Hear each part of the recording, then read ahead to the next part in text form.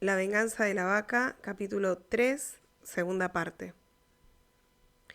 Al final la cosa se dio de la manera más inesperada.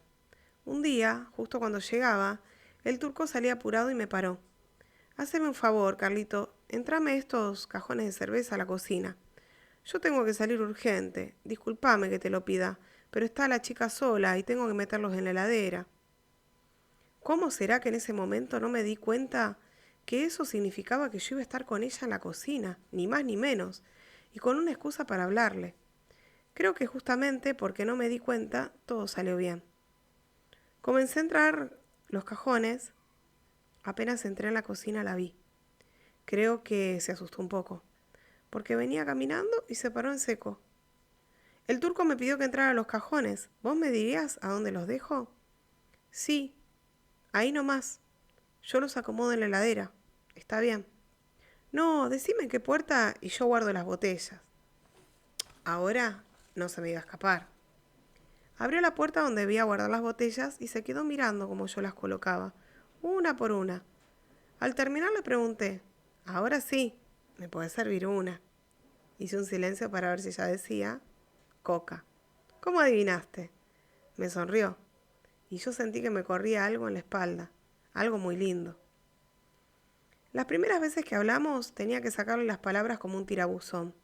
Y no me importaba, porque creo que si decía más de 2 o 3, o qué sé yo cuántas, o cuando sonreía, yo sentía que era por mí, y es estúpido, pero creía que eran por pequeños triunfos sobre su timidez, o lo que fuera, y que eso no era poco, y eran signos de que yo le gustaba, y me imaginaba que sería así cada vez más, hasta que un día ella sola me hablaría, y bueno, eso era todo lo que yo esperaba.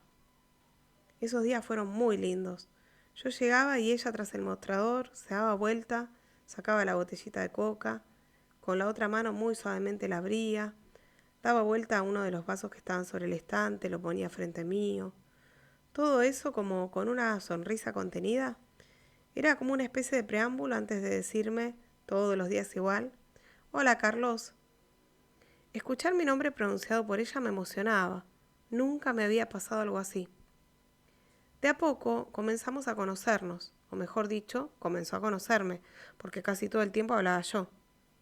Mientras ella me escuchaba de una manera que nunca habían hecho conmigo, no sé cómo decirlo, como si estuviese profundamente interesada en todo lo que yo le contaba.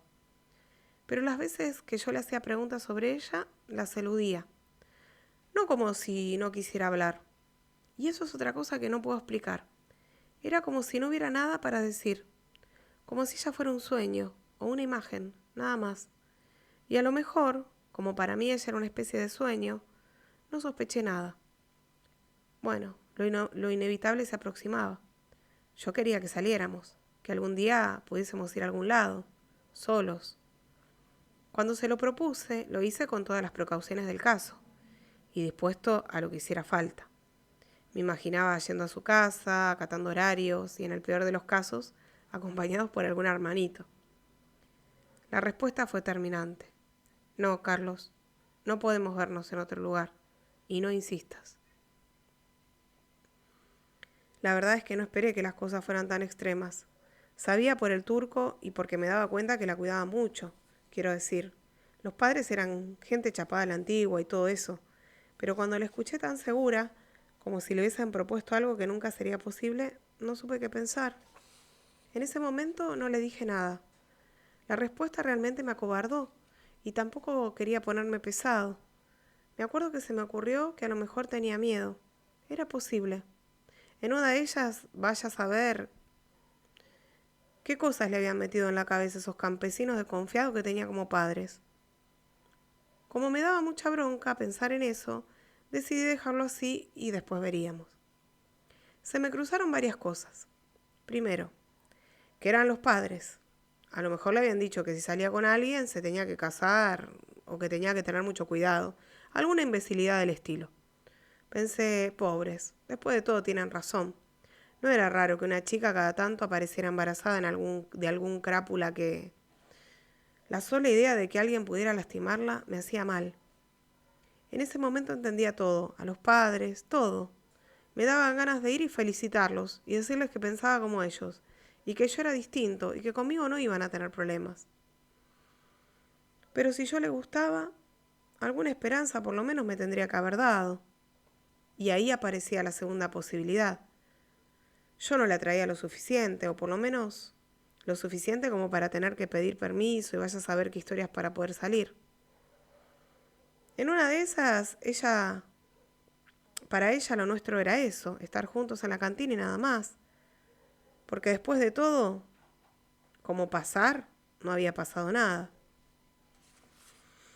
Mis dudas se despejaron cuando una siesta fui con mi prima que había venido de Córdoba. Apenas entramos, sentí que Clara nos clavó la mirada y se metió en la cocina. Esperamos un rato en la barra para que nos atendieran y cuando salió casi no me miraba a la cara hasta que le dije: Hola Clara, te presento a mi prima de Córdoba, Laura, Clara, Clara, Laura. Laura dijo con su vocecita chillona: Hola, ¿qué tal? Y a Clara se le iluminó el rostro. Ese instante de celos, o lo que fuera, me tranquilizó. También me hizo proponerle esa misma tarde ir a visitarla a la casa. Noté que no se lo esperaba. ¿A mi casa? Abrió los ojos y retrocedió un poco la cabeza. Sí, digo, a lo mejor, si voy yo. No. Yo voy a pedir permiso. Espérame, vamos a poder salir. La respuesta me sorprendió. No le dije nada. Pasaron 2 días. Sin haberle preguntado, ese viernes me dijo: Mañana, Carlos, a la salida del club.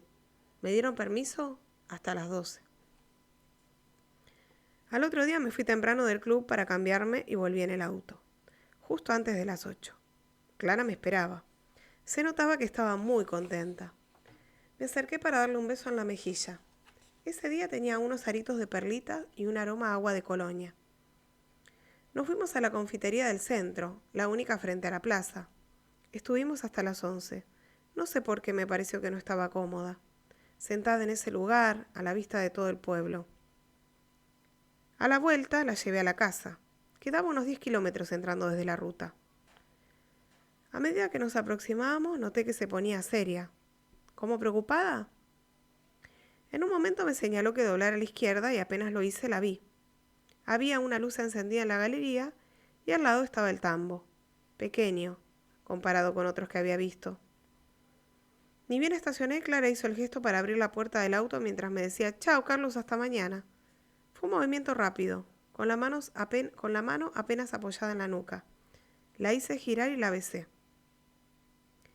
No puedo explicarlo con palabras, pero en ese momento sentí que en ella había algo monstruoso. Fue un instante. Creo que hice un movimiento de rechazo con la cabeza, pero ella pareció no darse cuenta. Dio un rápido vistazo a la casa y dijo: Acá no. No la dejé seguir. Me voy. Clara se bajó del auto y sin darse cuenta entró en la casa. Cuando arranqué me pareció ver entre la casa y el tambo una figura, como un animal que se movía entre las sombras. Mientras desayunaba, a la mañana siguiente, pensé en lo que había sentido la noche anterior. ¿Qué fue lo que me produjo ese súbito sentimiento de asco, de profundo rechazo hacia Clara? En ese momento me percaté de lo poco que sabía de ella. Esa tarde no pude ir al club. Ante el asombro de mi prima, inventé una excusa para quedarme. Tampoco fui al otro día. Pensé que más allá de lo que hubiera sido lo que experimenté esa noche, no podía seguir viéndola. Alimentar cualquier esperanza en ella sería deshonesto. Pero lo que más me perturbaba era el recuerdo de ese beso. No sabía por qué. Me había provocado semejante repugnancia. Todo lo que me parecía puro y hermoso en ella de repente se había desvanecido, y solo quedaba ese recuerdo, esa horrible sensación en la oscuridad, con su cabeza en mi mano y mis labios. Volví a verla una semana más tarde. Estaba en casa, tratando de instalar un programa nuevo en la computadora, cuando mi mamá apareció en la puerta de mi habitación. «Carlos, te buscan». Era ella. Estaba parada bajo el paraíso de la vereda. Me acerqué tratando de esbozar una sonrisa y pensar qué le diría. La sorpresa de verla allí y ese oscuro rechazo que volví a experimentar no me dejaban reaccionar. Ella no hizo ningún movimiento. Esperó que estuviese lo suficientemente cerca y me dijo: no puedo quedarme. En ese momento, ya cerca de la calle, pude ver el sulky del padre parado enfrente de la casa al lado y al hombre que, absolutamente quieto, me miraba. Solo vengo para decirte que mañana es mi cumpleaños. Mi mamá va a hacer una torta y me dijo que si yo quería te invitara. Perdóname que me haya llegado hasta acá. Lo que pasa es que como no fuiste más por el club, yo no sabía si estabas enfermo o... Logré articular algunas palabras. No, lo que pasa es que tenía que trabajar en casa. No me dejó continuar y sacó del bolsillo de su vestido, un papel. Acá te anoté cómo llegar. En su voz había un tono de súplica.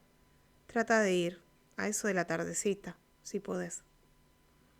Me sentía aturdido, y no sé si por su voz o por verla de esa manera tan humilde de presentarse, le dije que sí. En ese momento imaginé lo que le debía haber costado ir a mi casa. También la imaginé al otro día, esperándome. Pensé que sea lo que fuere, lo que me pasaba y lo que había sentido esa noche, no podía ser tan cruel. Hasta mañana, Carlos. Dio media vuelta y caminó en dirección al sulky. No la vi subirse, porque entré inmediatamente. Nunca había sentido esa abrumadora sensación de arrepentimiento. No por el cumpleaños, sino por todo. Seguí sin entender cómo, de repente y por un beso, lo que sentí hacía apenas 2 días podía convertirse en ese deseo de apartarme de ella.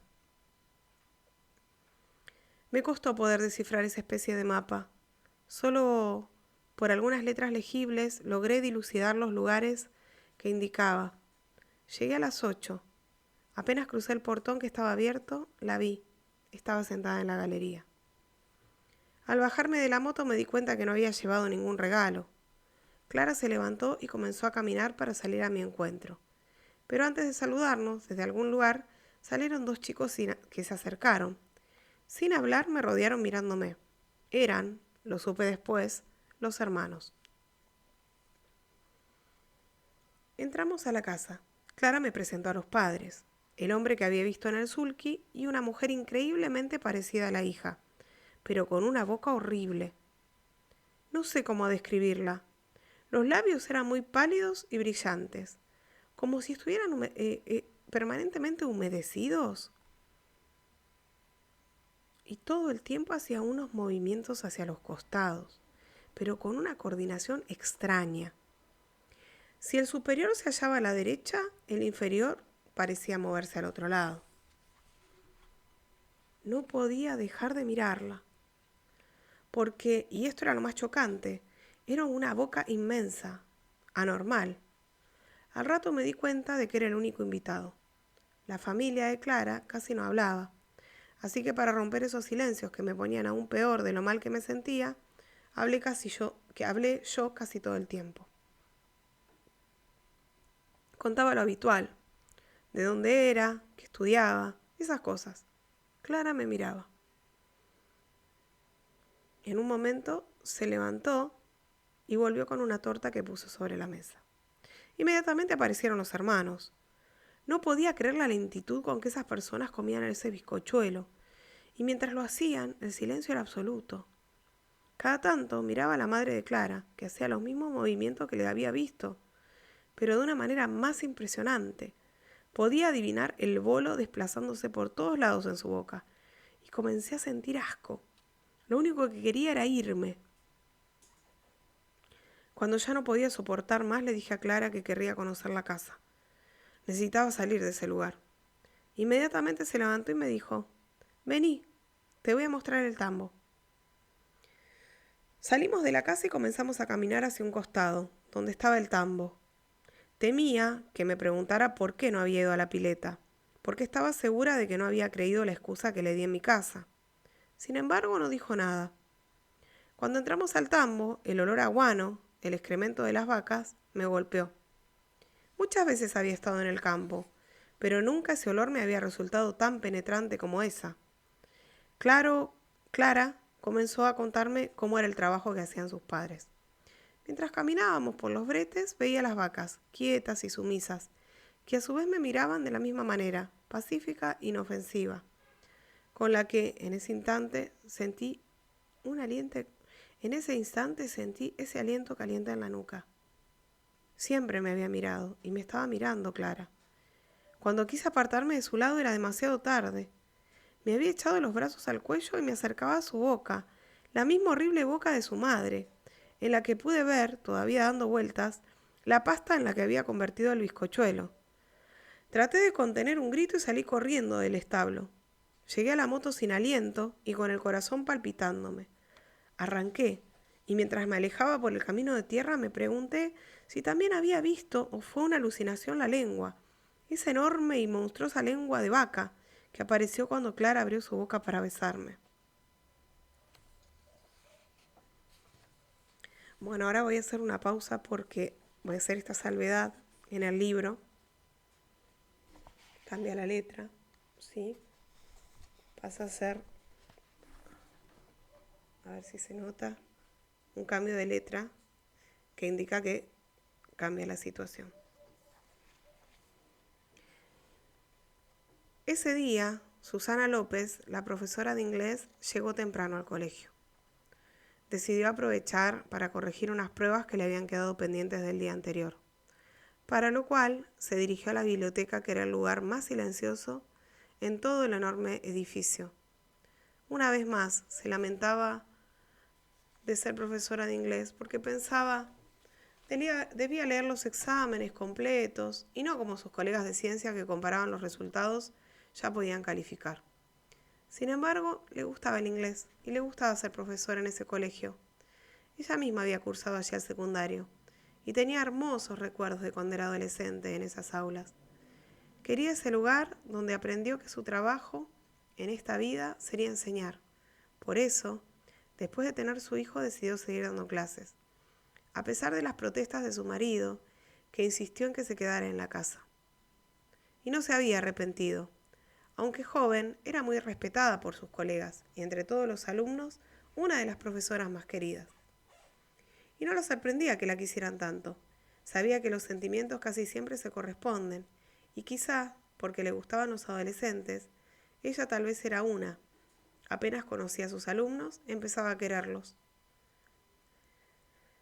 Así había comenzado la relación con Rafael. Ella lo citó en su casa hacía 2 años cuando él tuvo un problema con el padre y empezaban a andar mal en los estudios. Primero hablaron de lo que para Rafael no tenía solución, la relación con su padre. A lo largo de la conversación tuvo la impresión de que todo era mucho menos tremendo y más simple de lo que él había pensado. Y en una charla, cuando volvió a su casa, lo pudo comprobar. Ese encuentro fue absolutamente inolvidable para Rafael. No solamente sintió que Susana era la única persona adulta que lo había escuchado, sino que conoció por primera vez a alguien con quien compartir una vieja pasión, Inglaterra. A otros tal vez les hubiera pasado inadvertido, pero él, desde que entró a la pequeña sala de la casa de la profesora, reconoció un estilo que había visto en las películas y revistas. No sabía si eran los muebles, el color de las puertas o qué, pero tenía la sensación de estar dentro de una película inglesa.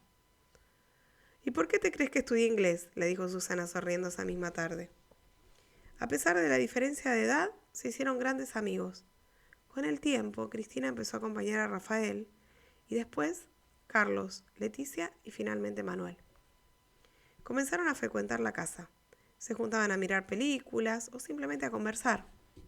El marido de Susana, Luis, trabajaba de noche, así que muchas veces las chicas se quedaban a dormir para acompañar a Susana y a Nicolás, el hijo, y aprovechaban para contarle sus secretos, que la profesora y amiga guardaba celosamente. A veces llevaban a Nicolás al cine o se quedaban a cuidarlo si el matrimonio salía alguna noche.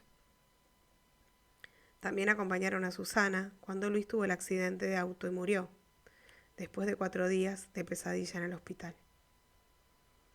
Una tarde de verano, que Susana había preparado unos sándwiches para festejar que Rafael viajaba por 1 año a Inglaterra en un programa de intercambio, les dijo a los 5 que estaban alrededor de la mesa: chicos, yo solo tengo un hijo y ya no habrá otros, pero de tenerlos me gustaría que fuesen como ustedes. Fueron casi 2 años de una amistad tan querida como inusitada. Los chicos de alguna manera se sentían adoptados por su joven amiga mayor y tenían una especie de orgullo por haber sido elegidos a esa edad como amigos de esa persona tan maravillosa que era Susana. Eso no los llevó a hacer alardes en la escuela. Sabían que hacer también su profesora, eso podía traerles problemas con otros compañeros. Así que, aunque no lo ocultaban, nunca en el colegio hicieron comentario alguno sobre su relación con la profesora de inglés. Mientras terminaba de corregir las pruebas en la biblioteca, Susana abrió un paquete de caramelos de goma que había comprado en la entrada del colegio. Nunca comía esas golosinas sin algo de culpa. Cierta tendencia a engordar, los kilos que habían venido para quedarse cuando tuvo a Nicolás y su debilidad por los dulces. La habían convertido en una mujer francamente gordita. Eso la preocupaba porque su madre, a quien se parecía cada vez más, había tenido problemas de salud por el sobrepeso. Pensar en todo eso le hizo terminar más rápido el paquete de caramelos. Ya le voy a pedir alguna dieta a Leticia, pensó. Pero sabía que siempre decía lo mismo y al final no hacía nada, ni dieta ni ejercicios. Al corregir la última prueba, vio que casi todas las respuestas estaban mal. Eso le extrañó, porque la semana anterior había hablado con esa alumna y le dijo que tenía que estudiar bastante para ese examen escrito, porque el oral ya estaba reprobado, y si no aprobaba ahora, debía rendir toda la materia, y eso significaba estudiar para el verano. Por más que lo intentó, no pudo aprobarla. Le entristecía un poco cuando un alumno perdía la materia. Siempre se preguntaba si había tenido algún problema que ella no conocía, o simplemente lo imaginaba estudiando, mientras sus amigos estaban en la pileta, o cosas así. Con un suspiro, cerró la carpeta y se dirigió al aula. La campana había sonado. Esa tarde entregó las notas y dio la clase. Al jueves siguiente ya estaba atrasada cuando entró al colegio. La lluvia hizo que demorara en conseguir un taxi y a pesar de que lo intentó, no pudo subir corriendo las escaleras. Estaba agitada cuando le pidió a los alumnos que se dividieran en grupos para trabajar. Mientras los chicos se abocaban a la tarea que les había pedido, se sentó en el escritorio para descansar un momento. Debajo de la ropa sentía la transpiración y el calor que le había producido la corrida en ese día tan húmedo. Se quitó el impermeable y con un pañuelo se secó la transpiración de la frente. Al rato se levantó para ver de un grupo en grupo cómo estaban haciendo la tarea que les había encomendado. Había pasado más de media hora cuando se sentó nuevamente en el escritorio. Estaba cansada y se sentía pesada. Al apoyar la vista sobre el pupitre, vio ese papel doblado que, estaba segura, no estaba ahí antes de levantarse.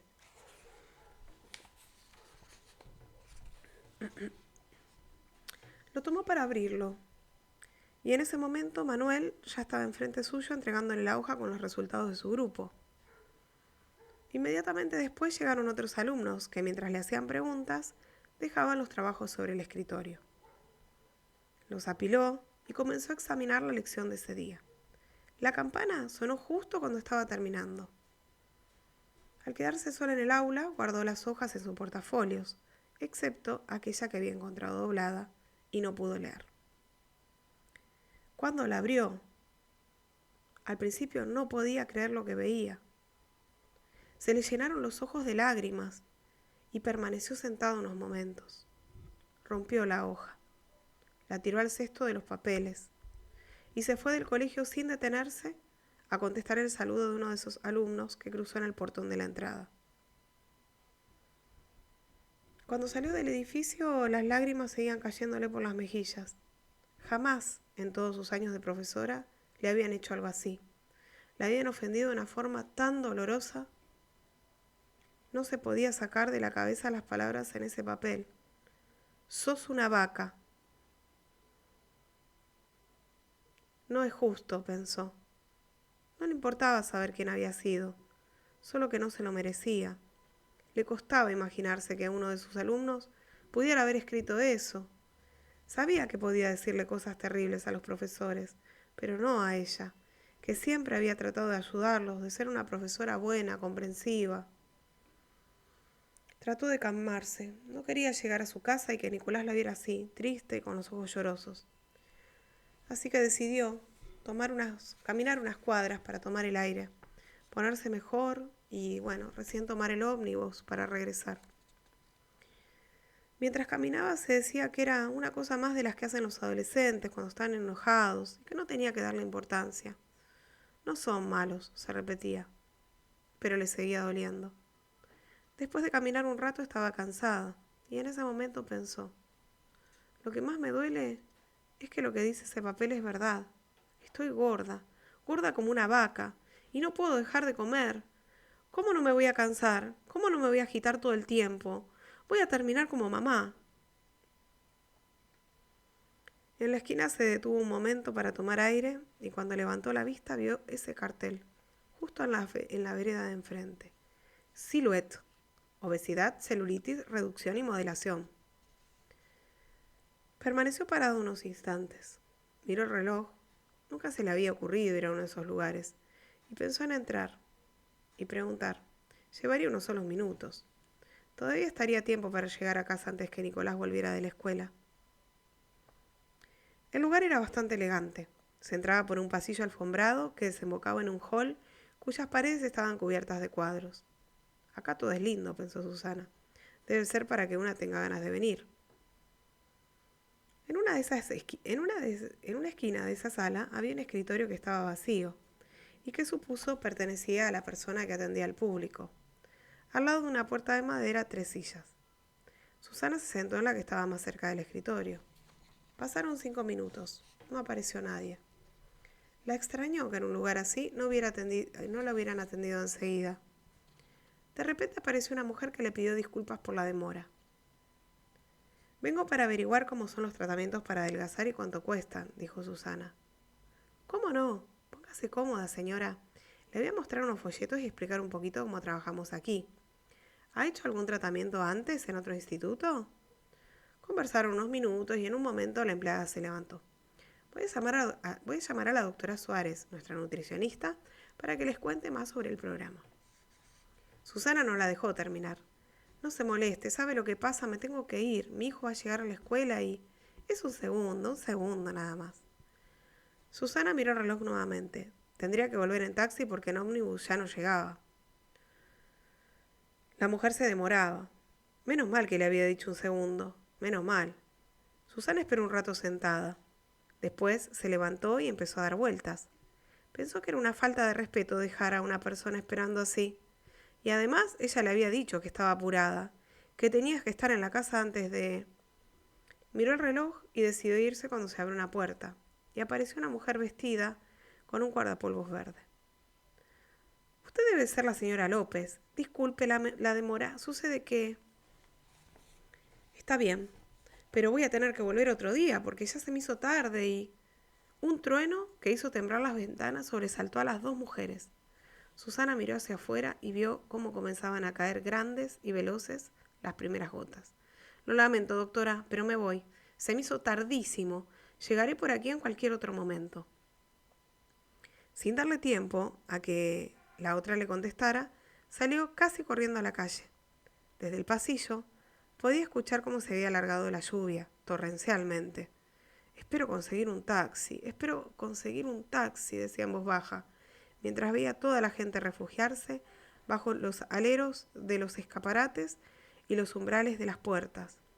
Se paró en una esquina, tratando de divisar algún taxi desocupado bajo la cortina de agua.